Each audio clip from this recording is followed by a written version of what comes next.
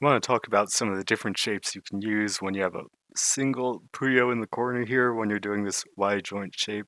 And there's different ways you can end up there. Sometimes you can have it like this, or sometimes you can have it like this, but they're all pretty similar. So the easiest one is usually just this. So this is the one that people usually go for. But for one big variant that you should be aware of is that you don't need the reds in this case to go into column 4. So you could do this, or even this, or even this.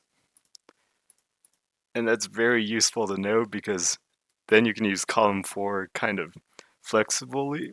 So you can put in extra colors, like if you get double greens, you can just kind of throw them in, and then you can use them after, like this, or even like this. So there's different shapes you can do, but it allows you to be a lot more flexible if you know that you don't have to have the red in column 4. You can use just columns 5 and 6, or even just column 6 by itself.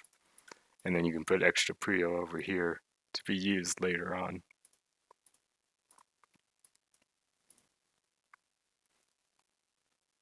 And another option is that you can go for the L umbrella type shapes. So if you, for example, put double greens here, then if you're not getting the reds to go through the reds first, you can instead go through the greens and then do the reds or whatever other color you put after.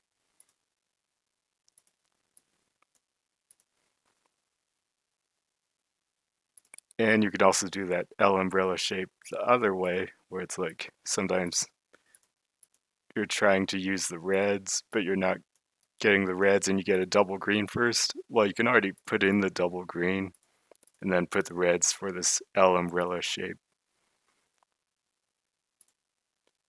And you can also always go one up on the tail. So in this case, it would look something like this.